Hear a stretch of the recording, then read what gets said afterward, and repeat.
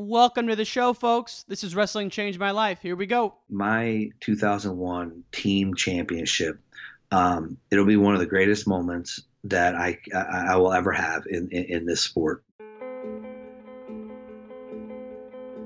We can endure anything and adapt and pivot and change. Wrestling gave us that ability. I would say nothing in life has impacted me more than the things wrestling has taught me in terms of self-reflection, resilience. Toughness. Some guys have it, some guys don't. Adversity, 100%. How to pick myself up and be a man after I failed. And everything that has shaped my life and where I'm at today would not be there without the values and basically the lessons I've learned through the sport of wrestling. For me, wrestling saved my life because it allowed me to focus and channel my energy.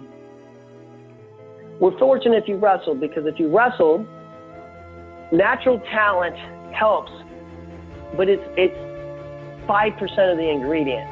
It pales in comparison to heart and technique and effort. It humbled me, taught me humility. Nothing can humble you more than wrestling. I think it's the learning to adapt, right? You learn how to adapt, you learn how to solve problems. You know, if I look back at my time I spent wrestling, if it gave me one thing more than anything else, it's mental toughness. Ladies and gents, welcome back to the show. My guest today is Damion Hahn, the head coach at South Dakota State. And before that, he spent 12 years helping build a dynasty at Cornell. And I got to say, folks, Damion Hahn, back in the early 2000s, was touted as the greatest high school wrestler of all time. I know I say that a lot, but his credentials certainly back it up. He was a 4-time New Jersey State finalist, 3-time champ, only had one loss. That was his freshman year in the finals. He also won Fargo 3 times. This guy has a wealth of knowledge and was a gem to have on the podcast, so I really appreciate his time and hope you folks enjoy the interview. Fan of the week goes to Keegan Johnson of Columbus, Ohio. Thank you so much for tuning in, my friend. Really appreciate it. Folks, this episode is brought to you by Gable the Goat Part 2, which is a podcast documentary that we produced on Dan Gable. Part 2 came out last Tuesday. You can find it in the feed that you're listening to this episode now. It's episode 109, so give that a listen. It's a fully produced documentary. It's not an interview. We're going to be doing more of them, but please check that out if you enjoy this show. Gable the Goat Part 2, it's episode 109. And that's it, folks. Let's give it up for Damion Hahn. Damion Hahn, welcome to the podcast, sir. How are you? I'm doing well. How about you? Excellent. Trying to make the best of this situation, but fortunately for my line of work, it just gives me more time to do stuff like this. So here we are. Yeah, no, I hear you, man. This is crazy times we're in right now. So what? Let's just hit on that real quick since we're there. What was your when was your first inkling that the Nationals might not go on, even without fans? When you saw what was coming down the pipe with the media, all the news outlets, and then before they decided to do the national tournament with no fans, it was right before the Big 12s, and we were sitting down talking, and my staff, and we kind of had a feeling. We were just like, could this thing be in jeopardy? And as days went on, I mean, heck, even in minutes, hours went on, it got more real. And when we got the first word that they were going to have the NCAA tournament, no fans, then you read the caption from the NCAA, and it said, we're going to continue to monitor this, and we'll make adjustments as needed. For me, I was looking at it and I said, the only other adjustment, if needed, would be to cancel the tournament. And it was crazy, right? I mean, who would have ever thought that the NCAA was going to do something like this? And then you have, I think the NBA, the Major League Baseball. And when these things started happening, it was a foregone conclusion. We knew what was coming down the pipe, and we can only hope for the best. And fortunately, this is the route. This is where we're in right now. So it's a crazy time. We got to do our part. Is it a shame that there is no national tournament this year? There are no sports on television right now. Yeah, it stinks. But I mean, we're doing this for the betterment of kind of world health, right? Civilization as a whole, Yeah, for sure. And so I think when we look at it that way, we are such a small little blip on the radar comparative to everything else we're going through. So, this is the right thing that we're doing right now. Definitely. And have you heard of any news on getting an extra year of eligibility for the national qualifiers? I haven't heard too much. I know they're going through some talks right now at the NCAA and some of the committees that they're on. I think as we kind of move forward, you look at the whole spring season. Those sports, they didn't even have a season. So I think it's a better chance maybe to do something with the spring sports than it is with the winter sports, because would we go through almost 90 some odd % of our season and we missed out on the national tournament? I don't know exactly what they're going to do. I know there's some logistic stuff that is an absolute nightmare. So I'm hoping and something comes out of this that those qualifiers get something, but as it stands right now, I have no idea. It's above my pay grade to figure that problem out, but I hope, but it's not looking good, I don't think. It's tricky because like you said, I was at the Big Tens in New Jersey with my brother.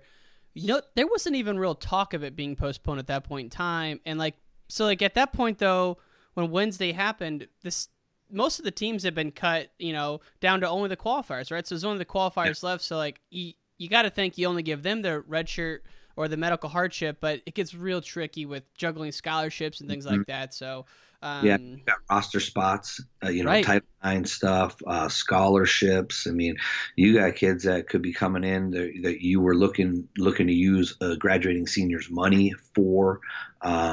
So there's a lot of logistics that need to be worked out. Could it be done? For sure. Anything is possible, right? Maybe they do it first semester. They have, a national tournament first semester or something. But as it's looking, I just don't know if they want to go down that route fully. They're already going to have to do something, I believe, with the spring sports. So, it's going to be tough, man. It's a shame, but like I said, this is for the betterment of everyone. Indeed, and we'll move on to happier times. But not every guest do we go chronological. But I think as I was doing some research here, it makes sense for you just because there's so many fun little stops along the way. But if we go way back to the Team Hammer days, which is a club that I understand. Your father, who has since passed on, started and was a big part of your life. But let's go back to them, man. You come home from school with a flyer. Your mom says it's not WWF. You go, I don't care. I want to go. She made you stick out to practice. From that point till you were one of the greatest high school wrestlers ever, in between that period, when did it really hook you and you go, this is my love, man. I really love this stuff. So you got a good start there with the WWE and the flyer. I lived in a town. It's called Jackson, and they had a Jackson Recreation Wrestling, and that's kind of how it all started for me. I was a big kid, and in second grade, when I started wrestling, I was a bantam heavyweight. I was 100 pounds, in second grade, and I got two boys now. And my oldest, Miles, who's named after my father, he's in second grade. My wife, she's about 5'10", 5'10 and a half. Her dad's 6'4". I'm a big guy. So my 8-year-old, he's big as well. He's like 90 pounds and in second grade. So he's a monster. And so I was big going into it. And all the kids I had to work out with were the volunteer coaches helping out. They were the 103 pounders in high school. So I got my butt kicked a lot. But there was something about it. The fight, right? I hated to lose. And as I kind of took to it a little bit more, it was probably third, fourth grade that I started having a little bit of success. Most big kids or little kids, when they start wrestling, they go out there, they stand around, they throw a headlock, right? And I got pretty good at throwing headlocks. And so I started having some success early. and I loved it. There was just something about the combativeness, the one-on-one kind of mentality that really, like, I took to, and it was a challenge, right? So it was probably, within those first couple years that I really was like, wow, this is a lot. Winning is a lot of fun. And so, as that kind of progressed, my parents, they kind of started getting a little bit more involved, and they started taking me to, different tournaments on the weekends. And as kind of things evolved, most of my friends that were I was close to were involved in wrestling, or we became friends because of wrestling. And so not only was it going to tournaments on the weekend, which, to go compete, but I got to see all my friends. Mm-hmm. And you remember how it was when a little kid, you go to a tournament and, you're running through the cafeteria, you're playing tag, you couldn't wait for a break in the tournament so you guys could play football or something like that. So literally it was like romper room, all day long on a Saturday. So right. For me, it was just so much fun. And then I go out there and I'd wrestle another heavyweight for a minute or so. I'd try and throw as many headlocks as I could and hopefully get a win. And so it was just the whole culture of the youth wrestling, the going to the tournaments, and I took to it right away, and it was a lot of fun. And was your dad the kids club coach, from what I read? So he started a club later on, and it was probably in my later elementary school days. The first, I was going to the Jackson Rec program. We started with that, and then there was a couple other little rec programs in our area that we would go to. And then as I got a little bit older, they I don't want to say they started to kind of fizzle out a little bit, but there wasn't a lot of partners. Mm-hmm. And so that's when my dad and one of my other youth high school coaches, Tom Bradley, they were good friends. They decided, they were like, you know what, let's start a club, and let's see if we can get kids, in the area. He had a son that was wrestling. I was wrestling, and we really tried to, get everybody in the area together. And so we didn't pigeonhole ourselves. Like, Jackson had a thing, Lakewood had a thing, Tom Driver had a thing. It was like, hey, let's get us all together. And it started in our my middle school, because we moved from Jackson to Lakewood, and it started in our middle school Lakewood cafeteria. And we'd roll out mats, and my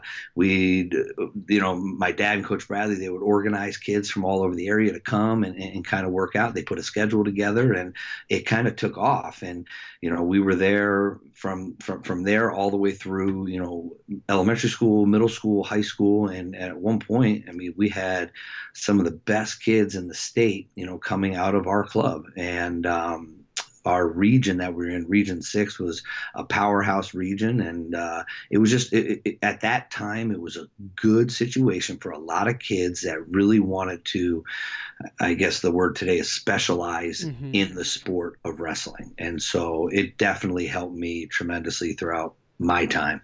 I just love that your dad, he wasn't a big wrestler, if at all, from what I read. He took to it and learned it just because you loved it, and he became a coach himself. And I love hearing stories about, you don't have to be a great wrestler to be a good coach. No, and that's kind of the crazy thing, right? You look at whatever media outlet you look at, for wrestling, and there's always who's going to be the next great coach, who's going to be, can this guy coach, or so on. And we get caught up sometimes in the accolades, right? And what these guys have done as a competitor, that doesn't necessarily transition over to coaching, because when you're a competitor, you got to be selfish, absolutely selfish into trying to accomplish the goals that you have set down.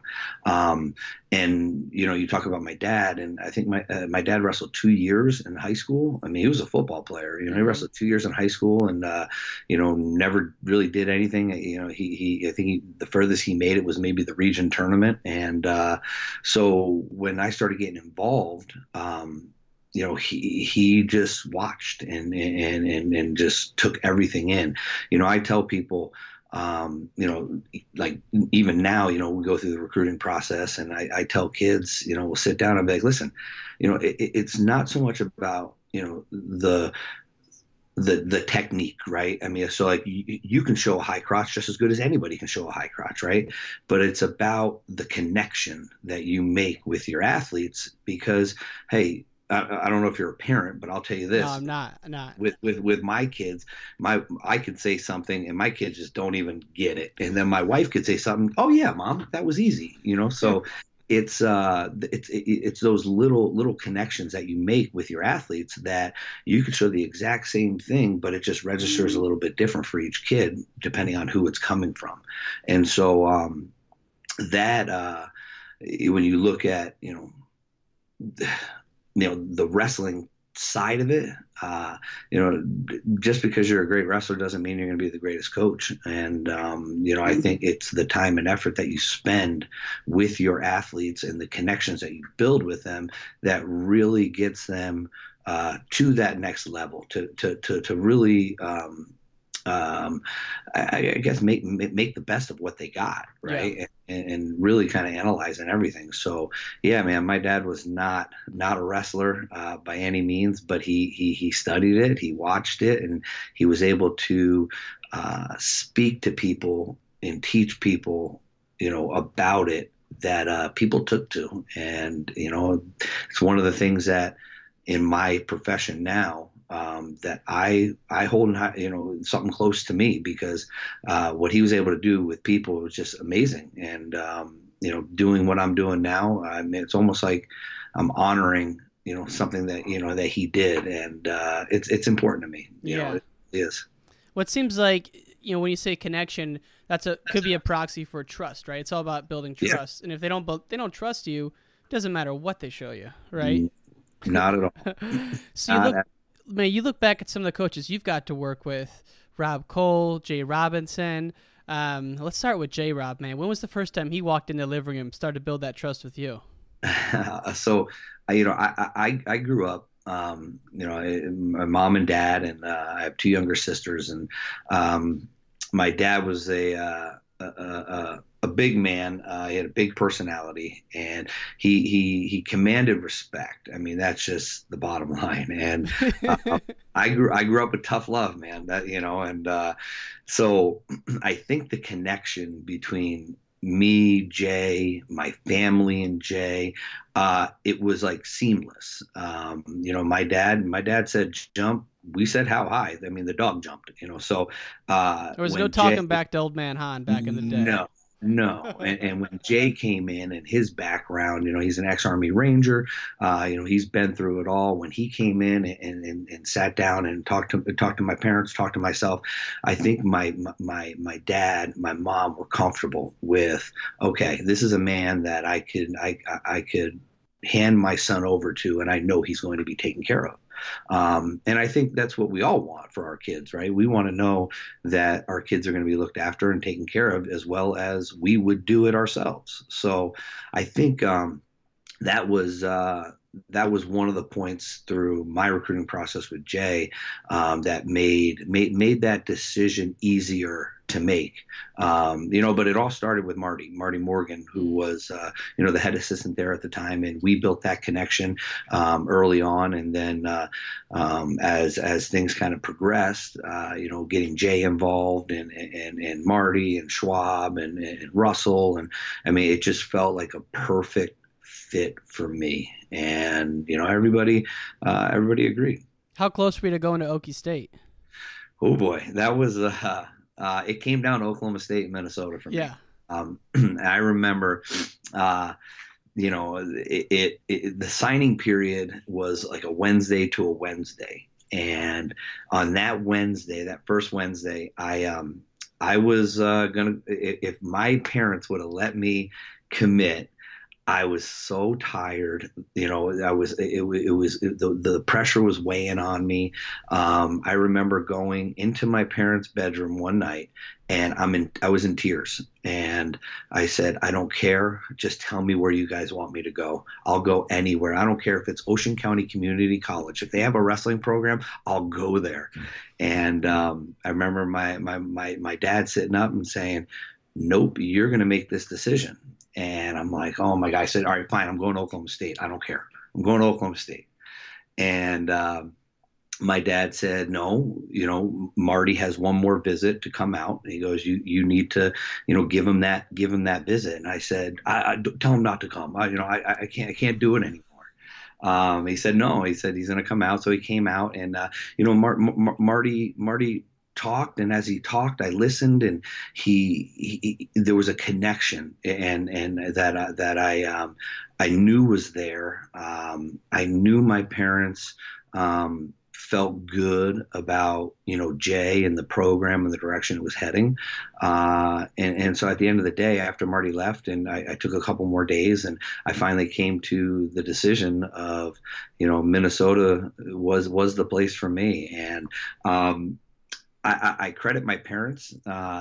They Jedi mind tricked me a little bit. I like to think it was my decision, but at the end of the day, I think they wanted that, the most, and they made me believe it was my decision. And I'm happy with that. I'm happy. I mean, your parents always have your best interest at heart, no matter what. I mean, they are your flesh and blood, and they will guide you and help you through the process.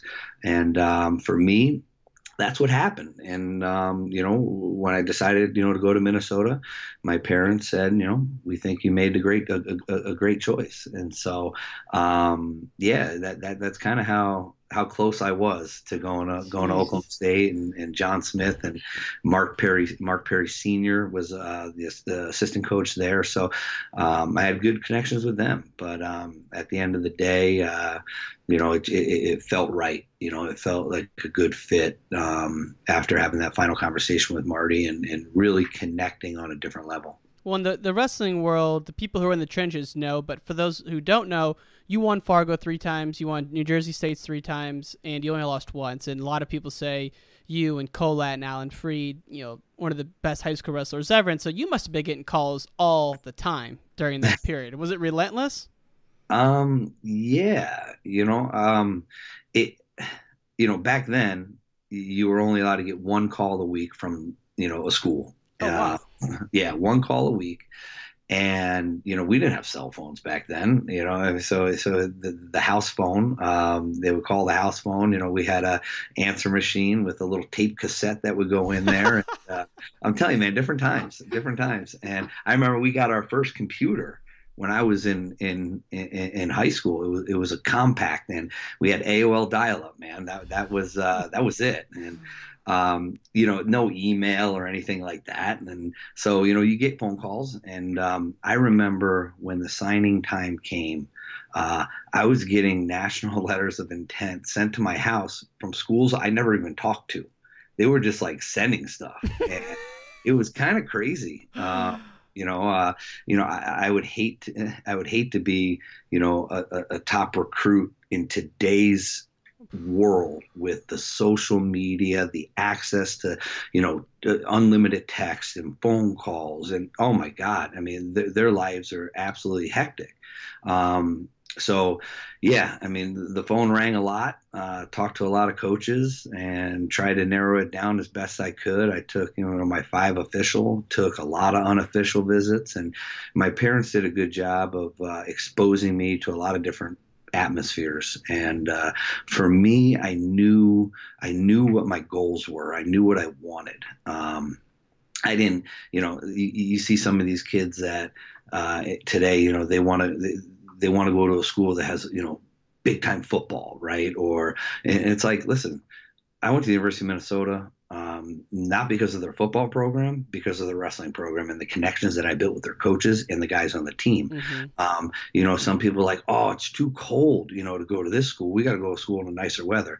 Honestly, you're in a wrestling room how many hours out of that day? And then when you're not, you're in class. So it's like the outside world, what are you out there just walking, so you bundle up, you go from building to building. It's not that hard. So for me, it was really, I wanted to go to a place that wrestling was a priority. It had good academics, and I built a connection with coaching staff and guys on the team that, you said it before, trust, right? That I could trust unconditionally. And, that was important. These people, these teammates, they were my brothers. These coaches were my parents. And, I wasn't staying close to home because there was no, at that time, Penn State wasn't what they are. Rutgers wasn't what they are. So for me, it was getting out and going away. And, I wanted to be comfortable. I wanted people that I surrounded myself by that I could ultimately trust and rely on. And that's what I got, at Minnesota.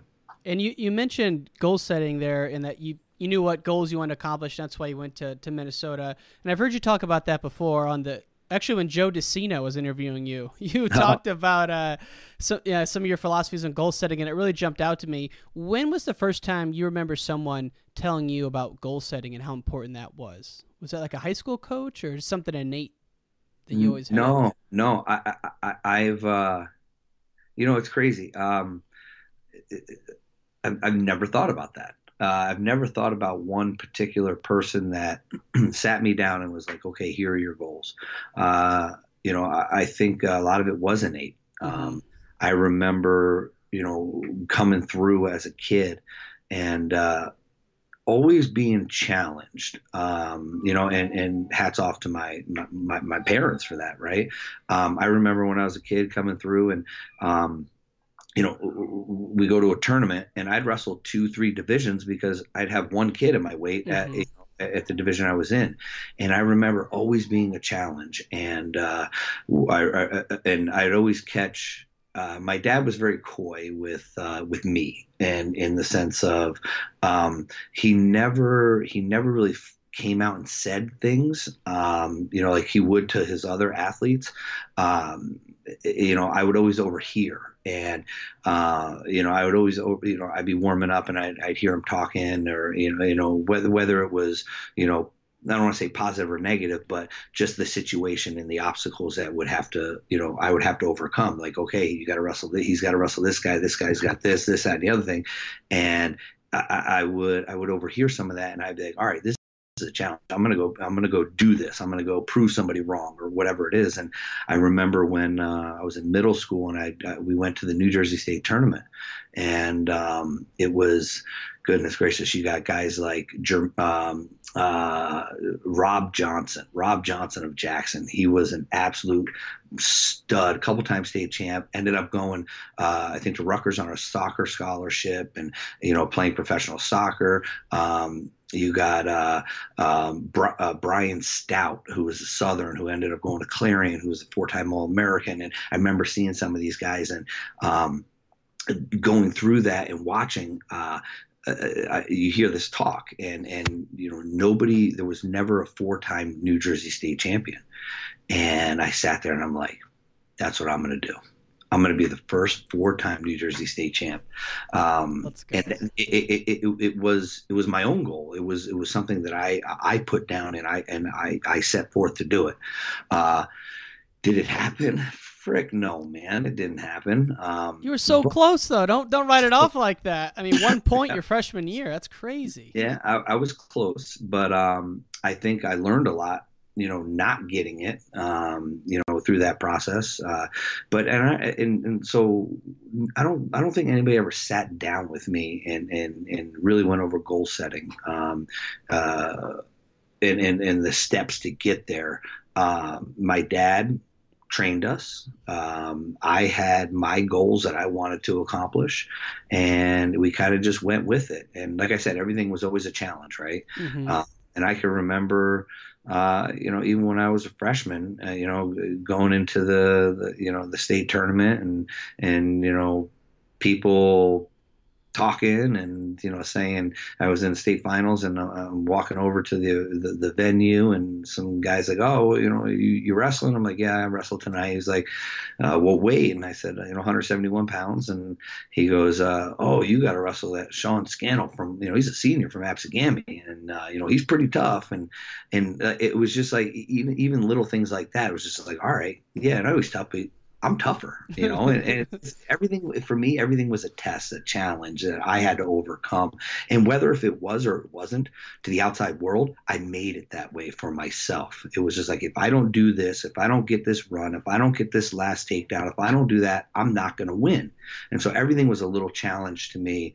And that was something that I did myself. Nobody had to tell me to do it. It was, intrinsically motivated, by me. How did you manage that during your redshirt year when you weren't competing for the first time? And, you were still competing, and I know you wrestled Cale Sanderson to that 4-3 match, but Jay Robinson's known for putting redshirts through an absolute bloodbath of preseason and season. But, did you struggle with that at all during your redshirt year at Minnesota, or was it pretty seamless for you moving into that environment?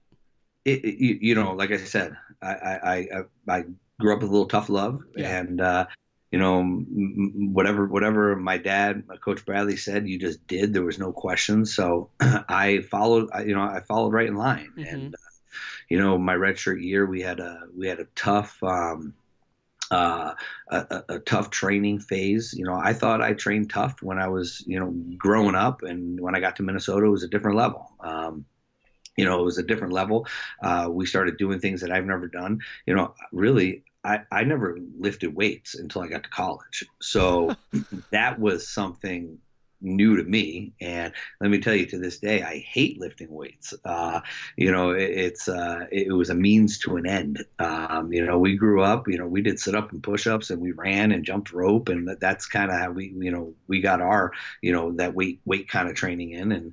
And so it was different, but it was also fun. It was, it opened new possibilities and new doors. And so, was it tough? Yes, it definitely was. But I knew I was there, to be a 4-time national champ, and I was going to do everything I could to give me the best possible chance to do that. So yeah, that's what I did. Well, and people got to realize that during that time, Jay, had been at Minnesota after being at Iowa, and in '99, they were so freaking close to winning, mm-hmm. and that stung for a while for those guys. Oh, yeah. And even to this day, I've had Jay on, and he talks about it. Like, it's still emotional for him. So you come in, that was your senior year in high school when that happened, yep. Right?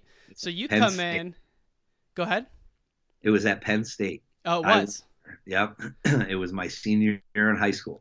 And I remember going to it was Bryce Jordan, and I remember going there and sitting. I got me and a coach, one of my coaches from high school. We drove out and we got tickets in the Minnesota section, and we sat there and we watched it all.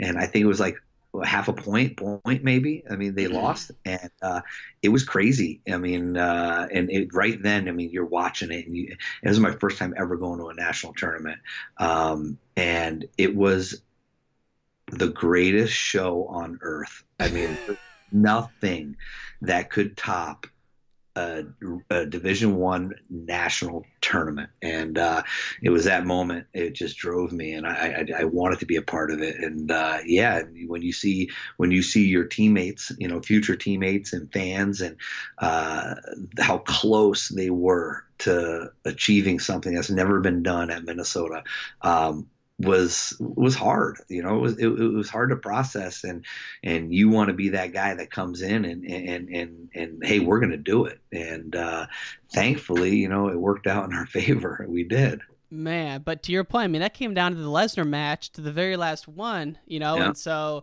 to be in that section or in that tournament must have been energy level through the roof. Crazy. Yeah.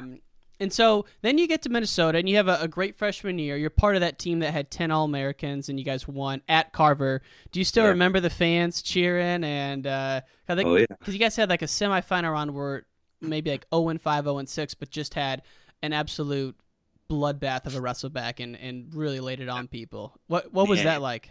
Oh man, that was insane. That was crazy. So I remember, I think I was, I think I might have been like the 5th seed, I think, my freshman year. Mm-hmm. And going in, I'm looking at the bracket, right? And I'm saying, okay, so I think the 4th seed was a guy from Indiana. I was like, okay, I'm going to see Kale in the semifinals. And I'm sitting with Leroy Vega, our 25-pounder, the night before. And we start going through everything. And I go, what's the maximum amount of matches somebody could have at the NCAA tournament? And he goes, well, if you lose first round, you're going to have 8 matches. I was like, I ain't losing first round. I was like, that ain't happening. Well, guess what? I lost first round. And lost first round.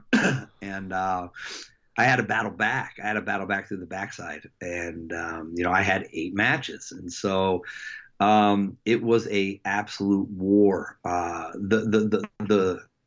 couple bright things came out of that. Coming back through the backside. My freshman year in high school, I lost in the state finals to a guy, Sean Scannell, of Absegami. He ends up going to Ryder. His junior year, he's an All-American, at 184 pounds. Well, my freshman year at the NCAA tournament, he's a senior. We both lost first round. I wrestled him the next match on the backside. No. And so it was the first time I get to wrestle him again since 4 years prior. And we wrestled on the backside. I ended up winning that match. And, that started the run, coming back to, trying to be an All-American. And my blood round match, if I remember correctly, it was I had to wrestle a kid from Iowa. And, we had that terrible round in the semifinals. We went like 0 for 6. We had 4 guys on the backside, that blood round that if they win, we have 10 All-Americans. And I'm wrestling a guy from Iowa, Jesmond Smith, that I've wrestled I don't know how many times in my career. And you're in Carver, so it's pretty much all Hawkeye fans, but they had their corner section and we were literally wrestling right in front of their entire fans. And I ended up winning the match. It was a tough match. I ended up winning it, and it was right in front of their section. And it was nothing short of amazing. Because, the history. Jay was at Iowa. He leaves Iowa, goes to Minnesota, starts to build something, and there's always been that that rival between Minnesota and Iowa. And so winning that match in front of their crowd, having Jay there, it's something I will never forget. It was a special moment for me, Jay, in our program. Unbelievable. And the fact that it was at Carver, and it's just like that saying goes, the obstacle is the way, because if they would have won in 99, it would have been awesome. But man, to win an 0-1 with no champs at Carver, it's like you can't. It's better. It's just better than winning in 99. It had to be. It's unbelievable. It was pretty special. We everybody asks, so what are your some of your greatest, would you rather win a team title? Would you rather win an individual title? I was fortunate enough to do both. My 2001 team championship, it'll be one of the greatest moments that I will ever have in this sport, because we did it, right? We did it. Mm-hmm. We had every single person, 10 guys, on that podium. Man, that was awesome.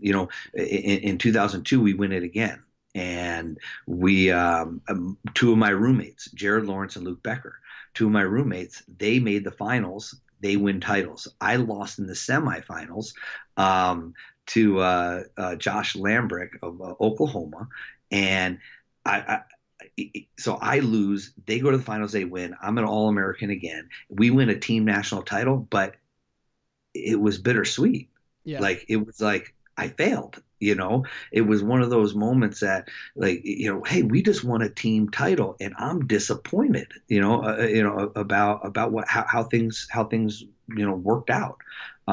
So the 2001 national championship team, my goodness, one of the best moments of my entire wrestling career. So special. You guys must have been rock stars coming back to Minnesota because they hadn't won much before. Even though they were the Big Ten, they're a great sports school. They hadn't won much, and Jay must have been like the mayor of that place at that point. Man, he must have been huge. It's just so cool to see that. Now, you talked about your sophomore year, and coming into college, the expectations for you must have been through the roof by everybody, including yourself. But after your sophomore year, you mentioned you lost in the semis and had to battle back. So going into your junior year, where were you at mentally thinking, man, you probably actually thought you were going to be a four-timer. Now you only got 2 years left, and you had an injury.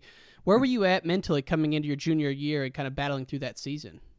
So after my sophomore year, I took fifth again, and it was, like I said, bittersweet. And I had two years to go, and I was going to do everything I could to get to the top of that podium. And it kind of probably one of the, I don't want to say the greatest things, because anytime an injury, injuries aren't great, but it actually helped me. So after the NCAA tournament, we're training still, and going for freestyle season, and I was doing sprints in the room, and we would run down, jump, hit the wall and come back. And I remember kind of turning and putting my foot out against the wall, and it kind of hyperextended a little bit. And, I stopped running, my knee hurt. But I took a little bit, got back up, moving around, and, I thought, everything's fine, just tweaked my knee. So we went, through the freestyle season, the summer training, and it was in August and I remember, going through that summer, and, Tim Hartung, I think, made a world team that year. And, I was training with Tim and Brandon Eggum, and I remember just it not feeling right. It was it almost felt like loose a little bit. But I still wrestled on it, and, did what I, trained and everything.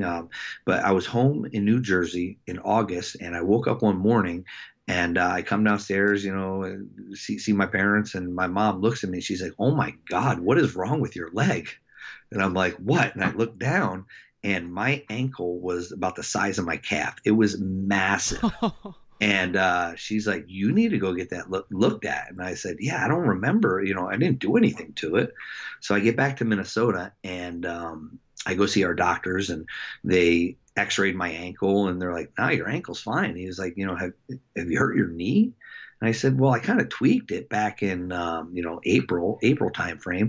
He's like, let's check that out. And so they did an x-ray, they scheduled an MRI. And, what ultimately happened was, just from the wear and tear, eventually I tore the bursa sac, and it started to drain down my leg. Well, after the MRIs come back, they're like, "You have a completely torn ACL."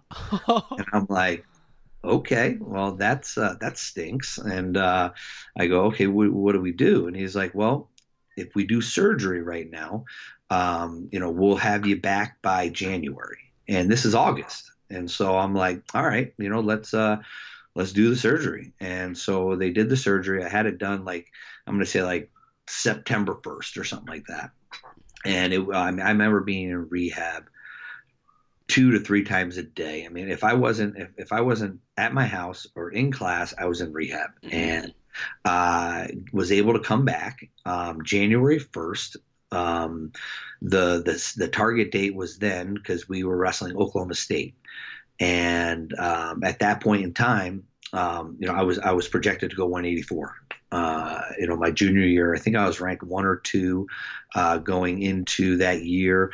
And so I do my rehab and training, and I come back January 1st, and the weight was getting harder to make. I was still growing a little bit, getting bigger, with lifting, and so the weight was getting a little bit harder to make.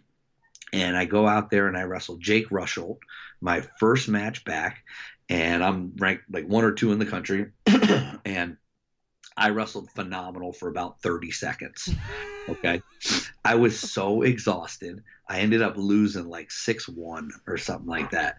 And it was that match that I went afterwards. We wrestled Oklahoma State. Then we were leaving, and we were going to Arizona and Nebraska to go, wrestle a couple of matches. It was like the following week. And so I remember sitting down with Jay and Marty. I grabbed Marty first, and, I sat down with Marty. He was kind of like my guy. And I said, Coach, what do you think about me moving up? The weight's getting tough. And he looked at me and he goes, I think it's a great idea. And I was like, awesome. I needed that reassurance. And he goes, let me talk to Jay. He goes in and talks to Jay. And from my recollection, Jay was not keen on it off the start. I remember, hearing that, he's not big enough. We're halfway through the season. It's a big transition. And I remember Marty was my, my guy. And he went in and he said, Jay, listen, I've wrestled the kid when he's 185 pounds. I wrestle him when he's 200 pounds. He goes, it's night and day. He goes, he's fine. Trust me. So Jay said, get through the weekend.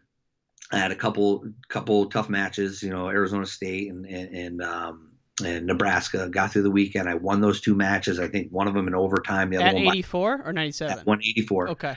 184, and then we were going to get through the weekend, then come back. And we had a guy at 197. Owen Elson graduated, and so we had a guy come in at 197. And Jay said, "All right, you want to go 97? You got to wrestle off." And I'm like, "Fine, no, that's fine." So I wrestle off. I win the wrestle off, got the spot, and I moved up to 197 at national duels. It was like the middle of January. And I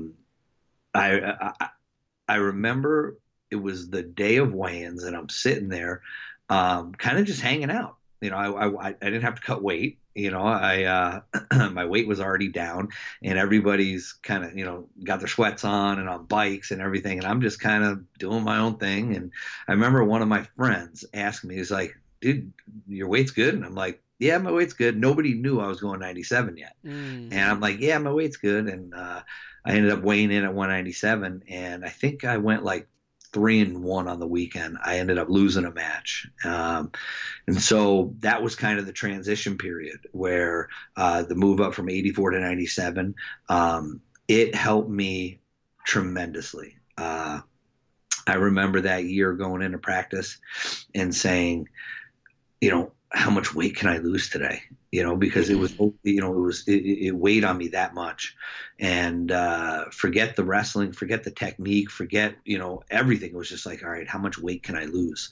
And when I moved up to 97, that spark kind of came back, that fun that came back. And I would go into practice, feeling good and saying, hey, these are the areas that I'm going to work on today. I got to do this and this. And so when I moved up, it helped me. It helped me tremendously, and really, I'm thankful for Jay saying yes, for me to do it. I am, forever grateful for Marty for, saying, hey, you can do it, and being my voice. And I moved up to 97, and I ended up winning a national title that year. So it was. Pretty crazy, pretty crazy going into the national tournament. I got the 6th seed. Everybody ahead of me, I didn't get the chance to wrestle because we were already, almost, 2/3 through the season, right? All the Big Ten matches that we had left, I didn't see any of the guys ranked ahead of me. They were Big 12. John Trench was the number 1 ranked guy, EIWA. So I didn't have an opportunity. So I got the 6th seed at the national tournament. And so, it worked out perfectly. Where I was in the bracket, how I was feeling as a competitor, from a mental standpoint, a physical standpoint, everything just kind of fell into place. And, I had a good tournament. I had a good tournament and ended up, wrestling a guy that grew up wrestling together, John Trench, and, ended up getting that win and kind of sealing the 197 pound discussion for me. So it was rest is history at that point, man. Yeah. And And that I was watching the match this morning. Do you remember the sequence with the lateral? Like, is it a slow mo in your head, or was it like a blackout moment for you? No. I remember. I remember it. It was so he actually helped me. He helped me a lot in that match. When there was a sequence before that, and we were by the out of bounds. I kind of tried to hit I was in like a front headlock. I tried to hit like a duck under. He turned me, and I was on my knees out of bounds. He was still in bounds, and there was, I don't know, 19 seconds or so on the clock, and he literally could have pushed me off and walked back to the center. I had to get up off the ground, chase after him. He had no stallings, but instead he pushed me out of bounds and stopped the time at 11 seconds.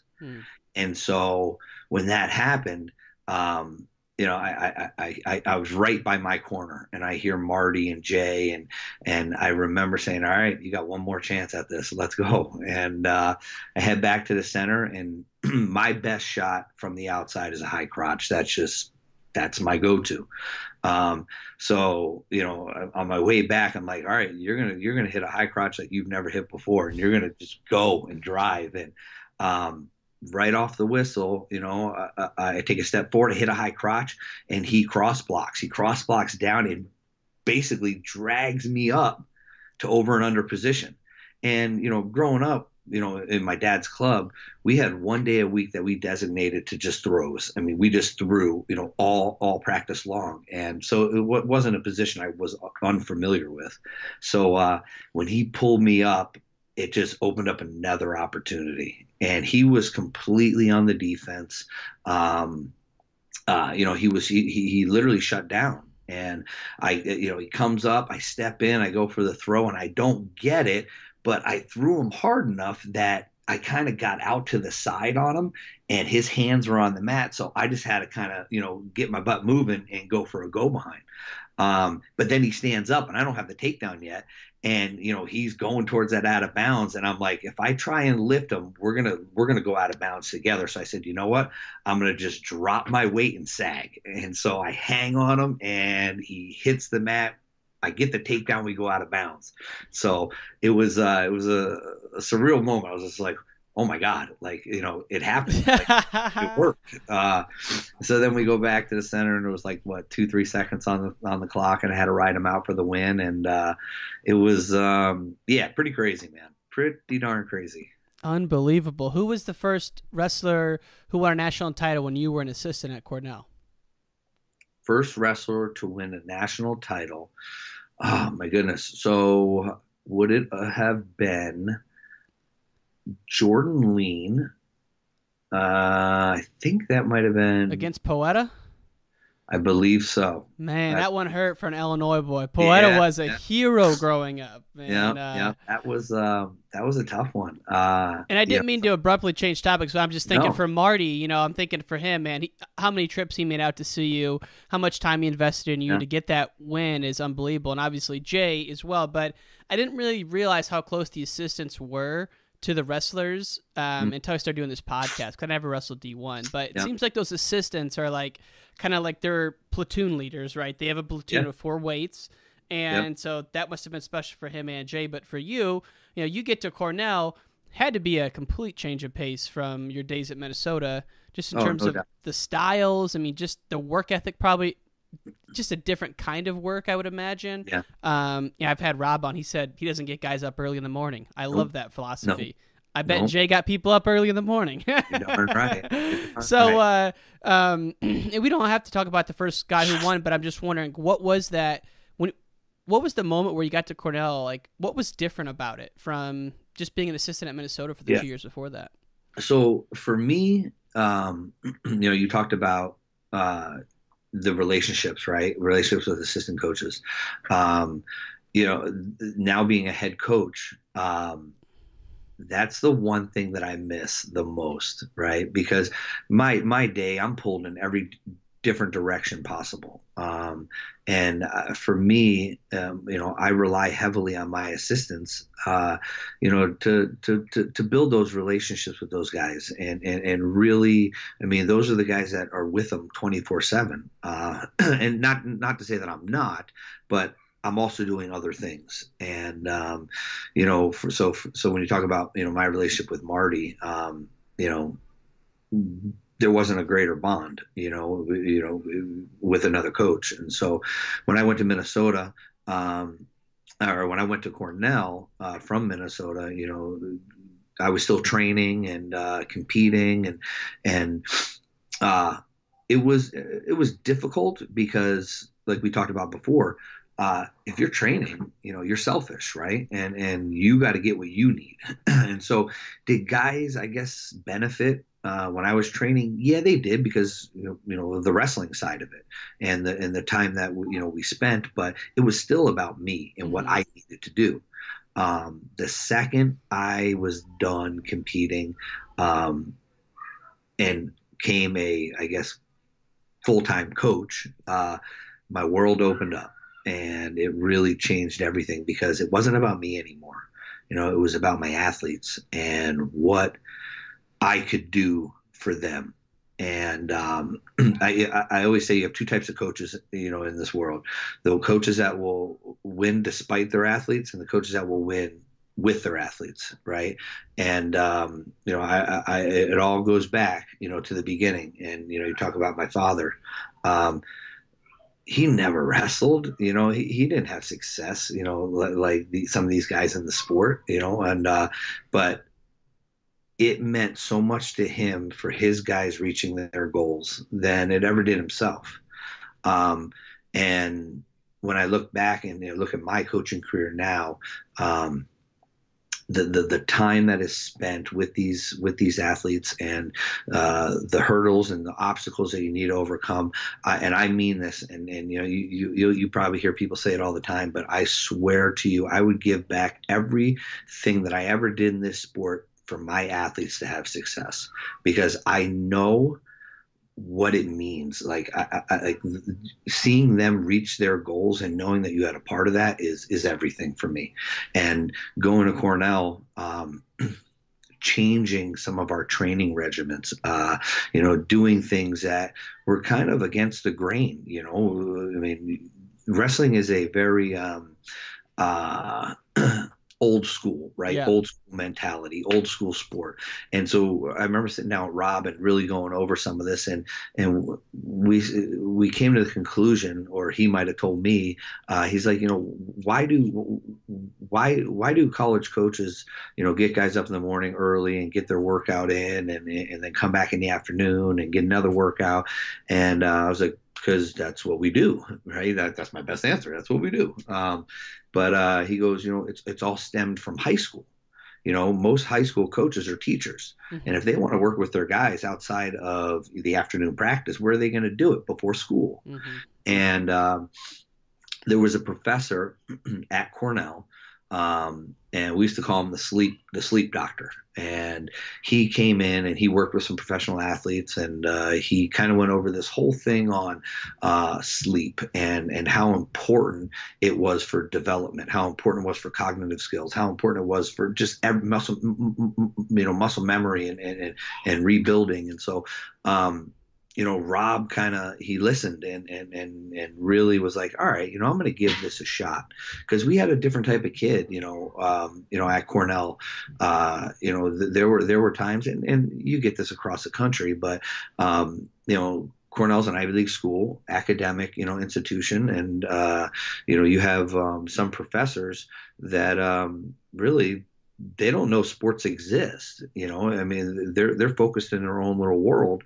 And so if a kid was up till 1, 2, 3 in the morning studying for an engineering midterm or something like that, that's how it needed to be. And to get these kids up at 6 a.m. the next day to get a workout in on 3 hours of sleep, it's not conducive to anything in their life, really. Mm-hmm. So we really focused on that, recovery process, and we stopped all morning workouts, and that didn't mean that guys weren't working out twice a day, but it was catered to around their academic schedule, trying to get them to maximize their sleep and rest and recovery. And so that was different than I knew, being at Minnesota. It was different than most 99% of the colleges out there.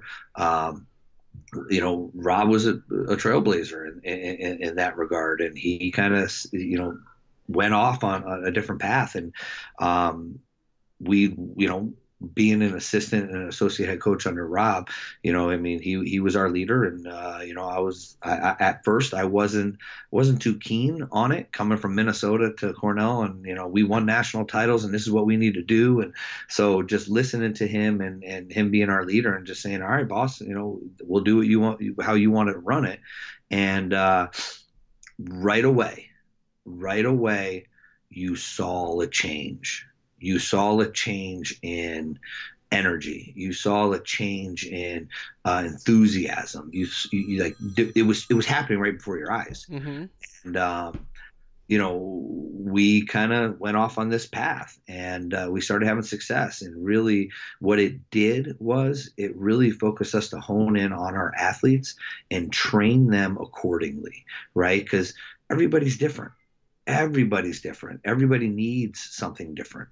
My dad, and it was funny because it all circles back to the beginning, because I remember at a very young age, my dad talking to his coaches, and there was one statement that always sticks out to me, and it's like you have your thoroughbreds and you have your Clydesdales, right? And you can't train them the same. Like they're different. They're made up differently. And when you come to a college program, doesn't matter where, anywhere, you have these types of individuals, and you leave it up to some. You brought up having a guy Gabe Bean on your podcast. You bring it up to some, and some of these guys will work themselves to death, and actually hurt themselves more than help themselves. And you really got to sit down and break down and know your athletes. Cam Simez, who's here with me at South Dakota State, he's another one, just an absolute workhorse. And you really have to kind of cater to their training needs and know how to really push them along in a way that you're keeping them close to the fire, but they're not being burnt out. So and that's what being at Cornell really taught me. We're dealing with a different type of athlete in today's world, with the access to social media, with the access to all these wrestling outlets, coaching. I mean, some of these kids coming out of high school, they're being trained by Olympians, world champs, all Americans, national champs. Hell, my dad was a two-year high school wrestler. So it's like it's a different world. Yeah. And so you're getting a kid now that's at a different level. And trying to keep them not only progressing through the sport and getting better, but keeping it keeping it to where it's just not stagnant for them. And that's where the individual training comes in, and what we did at Cornell, that what we do here at South Dakota State. We have guys, we have our workhorses, here. We also have guys that are, that would get absolutely exhausted and hurt themselves physically if we kept them at that rigor for so long. So you really got to know your athlete. And that's the one thing that, going to Cornell really opened my eyes to, and really helped me, shape me a little bit on who the coach I am. And then, Rob having his whole, CEO mentality, and, how he runs his program. Man, I am forever indebted to that man and what he has done for me, personally, in my life as a person, as a coach. I mean, I can never repay him for the life lessons and the tutelage that he has given me. I mean, it's amazing, and what he's been able to do at Cornell, and the coaches and the wrestlers and the athletes and the people that have surrounded that program. That's what we're doing here at South Dakota State. We're trying to build that culture of basically a culture of success. And that's the last thing I wanted to hit on was South Dakota State. And it's so exciting that you're there. And obviously Bono did a great job of bringing it from oblivion to top 20, top 25. And now you're taking that over and building on it. But, you look at your career, you're a guy who had a lot of high school success, but then in college you can tell the story, hey, I lost first round and came back, right? And then you worked with some of the freak among freaks, the Kyle Dakes of the world. And so you've seen so much. And I've also heard that you thought you legit were never going to leave Cornell, which it's hard for me to believe because I feel like most assistant coaches are just trying to be a head coach. So why did you move from New York, your whole family, to South Dakota? What was the allure? So that is true. I never thought I was leaving Cornell. That's crazy. That I never thought. So I don't remember what year it was, but Rob talked to me and he said, I want to name you our associate head coach. And I go, Rob, if you do that, I'm never leaving. I'm staying. And I remember him saying, he's like, don't say that. And I go, what do you mean? Do you not want me to stay? And he goes, no, I would love for you to stay and, take over for him when he was done. And he goes, but never say never. And I said, okay. He goes, if a great opportunity came by, and you didn't take it, I'd feel like I didn't do my job, right? Of kind of bringing you along and educating you and training you to take over a program. And so that was, goodness, I don't know, probably early 2010 to 12, 13 timeframe. And again, sometimes the best things in life come unexpectedly. And when I got a call from South Dakota State, people have heard this before, but I never stepped foot in the state of South Dakota until I came and looked at this job, right? I wrestled in Minnesota. We never went to South Dakota. Hell, I've been to North Dakota for Fargo, never South Dakota. So I had no idea what to expect. But I say this in one of the reasons I truly believe why Cornell is so successful. Yes, do they have Rob Koll? Does Rob Koll produce great assistant coaches? Do they have the network? Do they have some of these things? Yes, right? But it has to start somewhere, right? It just doesn't appear out of thin air. So I accredit a lot of Cornell's success to one individual, and that's Andy Noel, the athletic director there. Because, with the wrong guy, it makes your life a lot harder, right? And so Andy Noel, he's a wrestler. He wrestled at Franklin and Marshall. He coached at Cornell back in the late 70s, early 80s.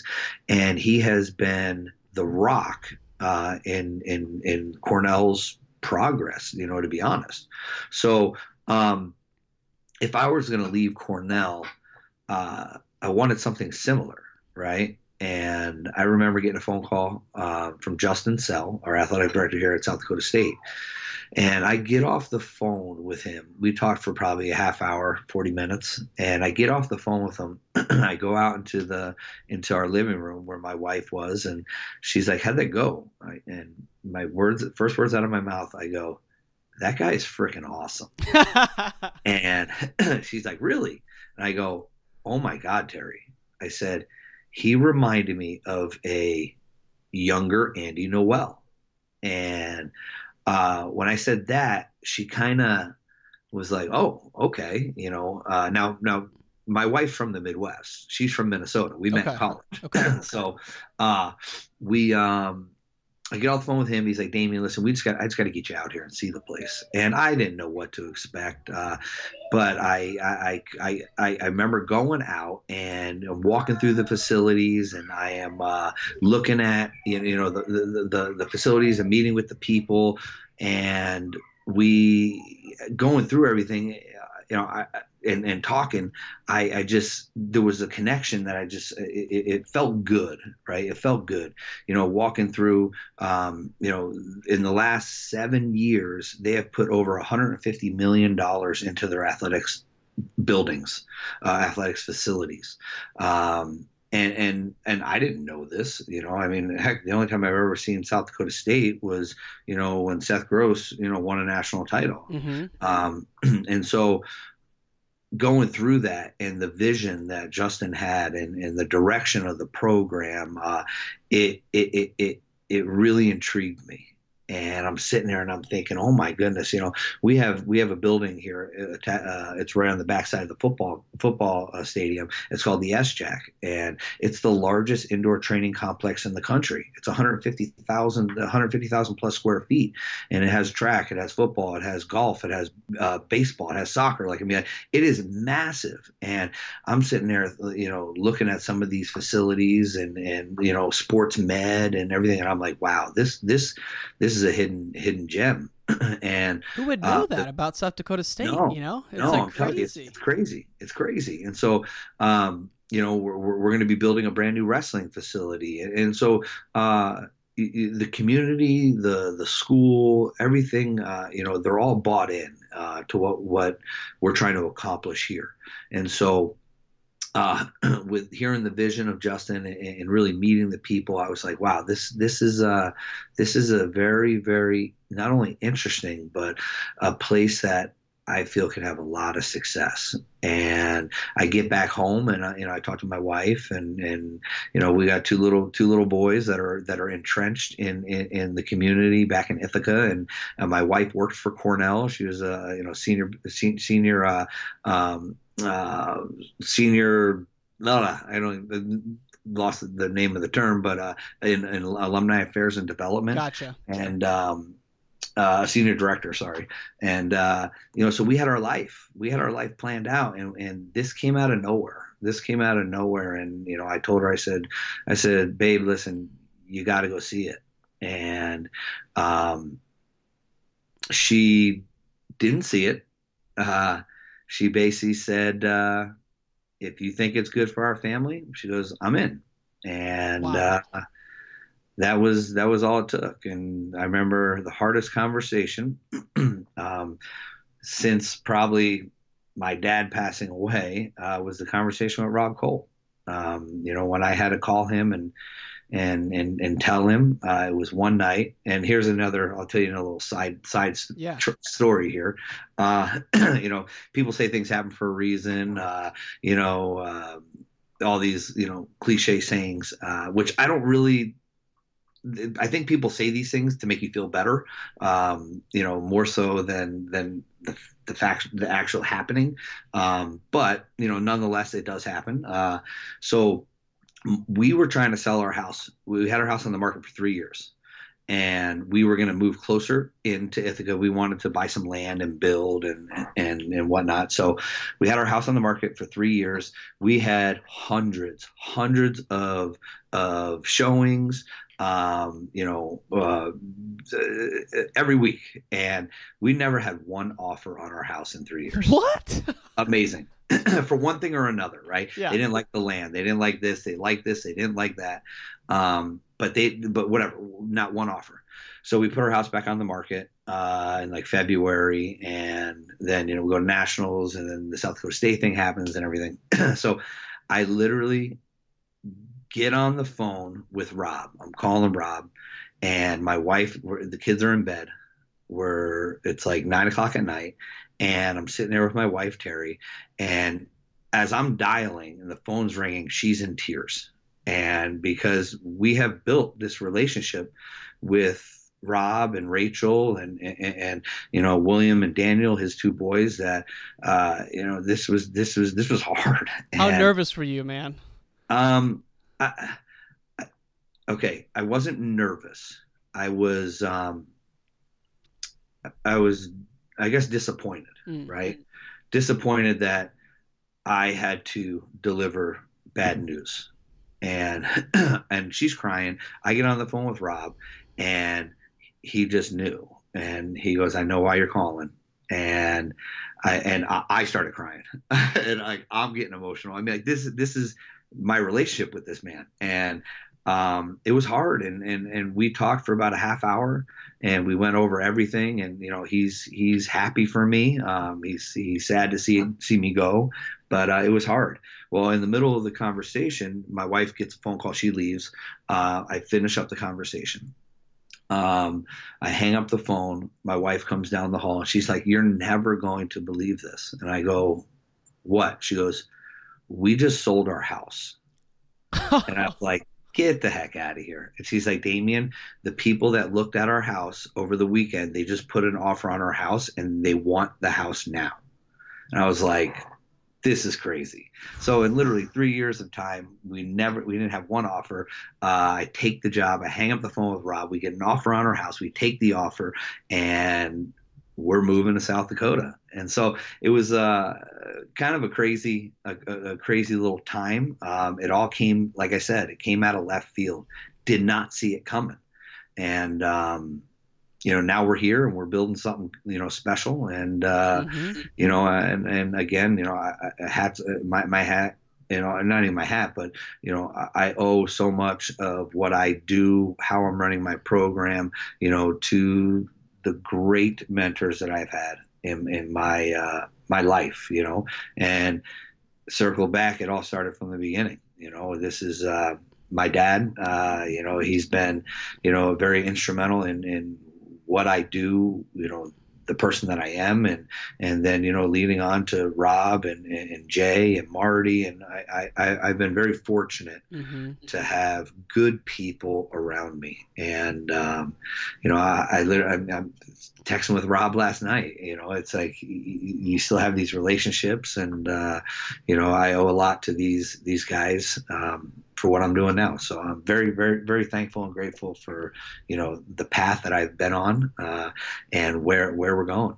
It's a great way to wind this down, man. This has been an awesome conversation. I appreciate your time. The last thing we always ask is, and man, I'm getting a little emotional just from hearing all those stories, but how has wrestling shaped you? I've heard you say it's a foundation. I mean, it doesn't have to be a long-winded answer. It can be, but what's something that sticks out to you as a way wrestling has shaped your life, or what's it given to you?